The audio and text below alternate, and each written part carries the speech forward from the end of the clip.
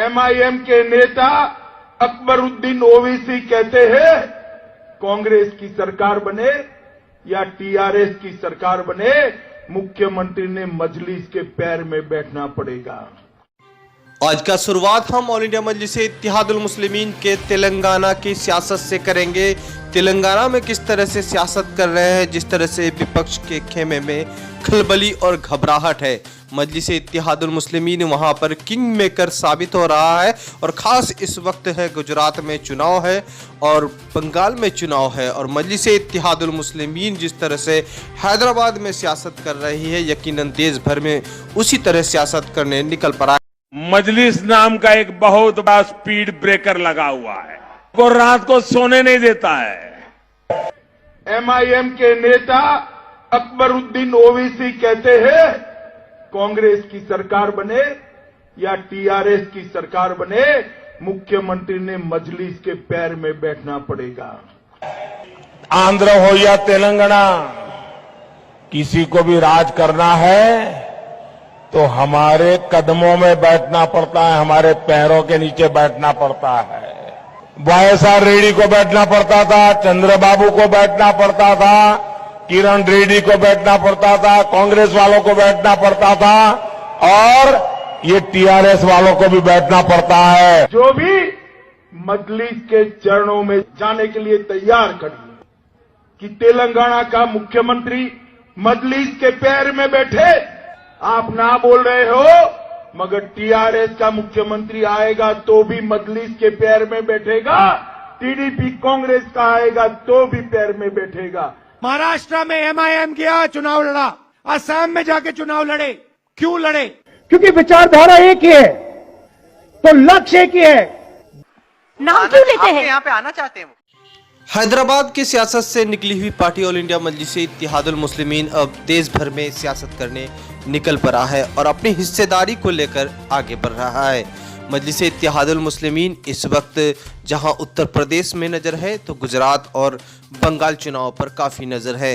गुजरात में नगर चुनाव है, ऑल इंडिया मजलिस इत्तेहादुल मुस्लिमीन की तैयारी वहां पर जोर पर है, तो वहीं ऑल इंडिया मजलिस इत्तेहादुल मुस्लिमीन के स्टार प्रचारक के रूप में हैदराबाद और औरंगाबाद के कई टीम वहां मौजूद है और चुनाव प्रचार कर रही है। बताते चले इस वक्त नगर चुनाव से वहां पर शुरुआत है और अपना खाता नगर चुनाव से खोलने में मजलिस इत्तेहादुल मुस्लिमीन लगे हुए हैं। फिलहाल जो उनका निगाहें है 2022 में विधानसभा चुनाव गुजरात में होना है और वहां पार्टी को मजबूत करने में इस वक्त नगर चुनाव लड़ रहा है। इधर बंगाल चुनाव इस वक्त सुर्खियों में है। बंगाल चुनाव का माहौल गर्म है और लगातार बंगाल के लोग यही सुनने को बेताब हैं कि मजलिस इत्तेहादुल मुस्लिमीन और पीरजादा अब्बास सिद्दीकी की पार्टी आईएसएफ के साथ गठबंधन की खबरें कब आ रही है। फिलहाल आपको बताते चलें आईएसएफ जो पीरजादा अब्बास सिद्दीकी पार्टी है वो किसी अन्य दलों के साथ अब गठबंधन करने जा रही है, लेकिन मजलिस इत्तेहादुल मुस्लिमीन उसमें शामिल नहीं हो रहा है। मजलिस इत्तेहादुल मुस्लिमीन के राष्ट्रीय अध्यक्ष बैरिस्टर असदुद्दीन ओवैसी जब बंगाल आए थे तो पहली दफ़ा पीरजादा अब्बास सिद्दीकी से उनकी मुलाकात हुई थी।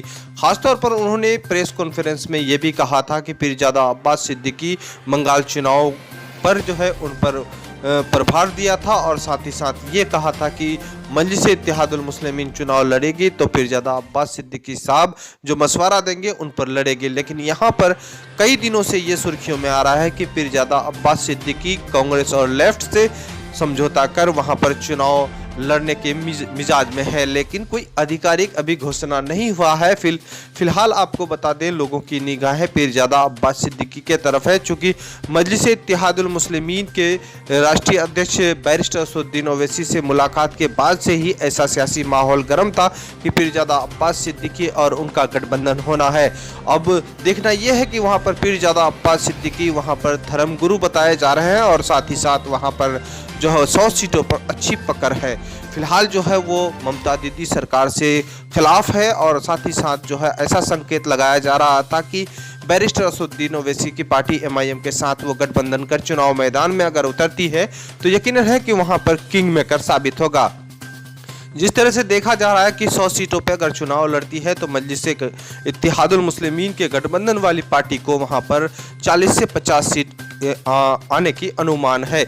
तो ऐसा लग रहा था कि वहां पर भी किंग मेकर साबित होगा, लेकिन फिलहाल जो ताज़ा रिपोर्ट के अनुमान लगाया जा रहा है कि अभी कोई गठबंधन की खबरें नहीं आ रही है। फिलहाल मजलिस इत्तेहादुल मुस्लिमीन अपने सहयोगी दल को तलाश रहे हैं और साथ ही साथ जो है माजिद हुसैन वहां पर जो इलेक्शन इंचार्ज है लगातार जो है मजलिस के साथ किस पार्टी के साथ गठबंधन करने की वो अभी पूरी तैयारी कर रहे हैं। वहां की रणनीति तैयार करने के लिए पिछले दिनों बिहार प्रदेश अध्यक्ष अख्तरुल इमान साहब का भी दौरा हुआ और साथ ही साथ जो है मुर्शिदाबाद में पहली सभा का शुरुआत किया और कई लोग उस सभा में मजलिस इत्तेहादुल मुस्लिमीन का दामन थामा।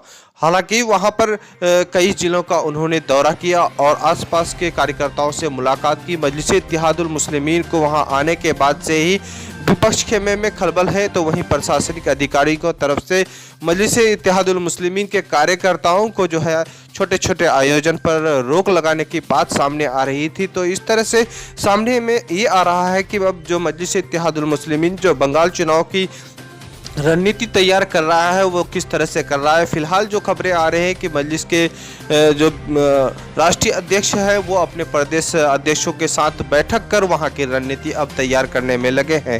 फिलहाल जो है जो पीरजादा अब्बास सिद्दीकी जो सुर्खियों में रहे हैं और साथ ही साथ मजलिस के साथ खासतौर पर उस वक्त सुर्खियों में आ गए जब मजलिस इत्तेहादुल मुस्लिमीन राष्ट्रीय अध्यक्ष बैरिस्टर असदुद्दीन ओवैसी साहब की मुलाकात के बाद से ही उनको जो है काफ़ी सुर्खियों में आ गया और साथ ही साथ लोग ये अंदाज़ा लगाने लगा कि इस बार जो है मजलिस इत्तेहादुल मुस्लिमीन के साथ उनका गठबंधन होना है और साथ ही साथ जो है पीरजादा अब्बास सिद्दीकी ओवैसी का साथ देकर बंगाल चुनाव लड़ेगी और वहाँ पर जो है जिस तरह से जो लोग अनुमान लगा रहे थे कि 40 से 50 सीट उनको आना है। फिलहाल ये देखना है कि पीरजादा अब्बास सिद्दीकी अब किन के साथ जा रहा है। लेकिन इस वक्त जो है मजलिस की पूरी टीम वहां पर बैठक की खबरें आ रही है और खासतौर बंगाल चुनाव का रणनीति तैयार करने में लगे हैं। इस वक्त जो है देश का माहौल है और आपको हम पहले कई स्पीच में दिखाए हैं कि जहां पर कांग्रेस जो है एमआईएम को टारगेट कर रही है, बीजेपी एमआईएम को टारगेट कर रही है और टीएमसी भी एमआईएम को टारगेट कर रही है। भले ही सभी बहुत सारे दल हैं ऐसे भी हैं जैसे बीएसपी भी वहां पर बंगाल चुनाव लड़ती है, आम आदमी पार्टी वो भी चुनाव लड़ती है और बहुजन समाजवादी पार्टी और अन्य दल वहां पर चुनाव लड़ती है। तो किसी को इस तरह से मुखालिफ नहीं किया जाता है जिस तरह से मजलिस इत्तेहादुल मुस्लिमीन को किया जाता है। यकीनन है कि मजलिस इत्तेहादुल मुस्लिमीन जो है वो चुनाव जहां लड़ती है तो वो चुनाव सुर्खियों में आ जाता है और ख़ास तौर पर बंगाल चुनाव इस वक्त सुर्खियों में है। लेकिन उससे पहले गुजरात नगर चुनाव में मजलिस इत्तेहादुल मुस्लिमीन पूरी ताकत झोंकती है चूँकि 2022 को बेस बनाना है और मजलिस के तरफ से वहां पर चुनाव मैदान में डटे हैं और वहां पर भी गठबंधन की पार्टी है। छोटू भाई वसावा की बीपीटी पार्टी के साथ गठबंधन हुआ है और वहां पर इम्तियाज जलील साहब और औरंगाबाद की पूरी टीम वहां पर चुनाव प्रचार कर रही है। फिलहाल जो खबरें आ रही हैं कि इस तरह जो 21 तारीख को मतदान है और 21 तारीख के बाद ही रिजल्ट आना है और बंगाल चुनाव से पहले वहां पर नगर चुनाव का रिजल्ट होगा और साथ ही साथ जो जिस तरह से वहां पर नगर चुनाव के बाद मेयर बनेगा तो अगर किंग मेकर साबित होगा तो यकीन है कि बंगाल में भी इसका असर पड़ेगा। तो वहीं उत्तर प्रदेश में जिला पंचायत चुनाव है तो वहाँ पर भी इस तरह से असर पड़ सकता है और ख़ास दिल्ली में नगर चुनाव की बात जहाँ पर देखी जा रही है कि मजलिस इत्तेहादुल मुस्लिमीन के संगन बिहार में कई कार्यक्रम वहाँ पर हुए और उनके कार्यकर्ता बहुत इस बार जोशो खरोश में है चूँकि पिछले दफ़ा विधानसभा चुनाव वहाँ पर नहीं लड़ा था और सभी जो मजलिस के कार्यकर्ता थे वो आम आदमी को सपोर्ट किया था और इस बार जो है बहुत खुशी का लहर है और अगर नगर चुनाव गुजरात में अच्छा परफॉर्मेंस लाता है तो पार्टी यकीनन है कि बिहार में भी पंचायत चुनाव है तो उत्तर प्रदेश और ख़ासतौर पर दिल्ली में बहुत अच्छा असर पड़ेगा। फिलहाल जो है लोगों की निगाह बंगाल चुनाव पर है और बंगाल चुनाव पीरजादा अब्बास सिद्दीकी पर निर्भर करता है क्योंकि जो लोग उम्मीद लगाए हुए हैं पीरजादा अब्बास सिद्दीकी पर। इस तरह से देखा जा रहा है कि मजलिस के साथ उसका गठबंधन किया जाना है। चूँकि चुनाव से पहले कई जगह उसका होल्डिंग भी दिखाई दिया, खासकर वहाँ के गलियों और शहरों में कि पीरजादा का सपोर्ट जो है MIM पर है, और ख़ासतौर पर अभी जो सुर्खियों में आ रहा है कि वह कांग्रेस लेफ्ट के साथ जा रहा है। तो यकीनन है कि अब जो पार्टी जो इधर रणनीति मजलिस से इत्तेहादुल मुस्लिमीन भी अपने जितने भी मजबूत कार्यकर्ता और पूरे देश में जो प्रदेश अध्यक्ष और मजबूत कार्यकर्ता हैं उनके साथ बैठक कर वहां की रणनीति अब तैयार कर रही है।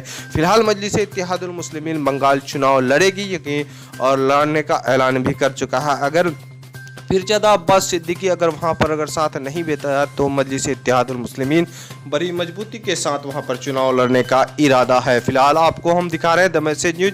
इस तरह से न्यूज़ पाने के लिए आप द मैसेज न्यूज को लाइक करें, शेयर करें और दोस्तों को शेयर करें।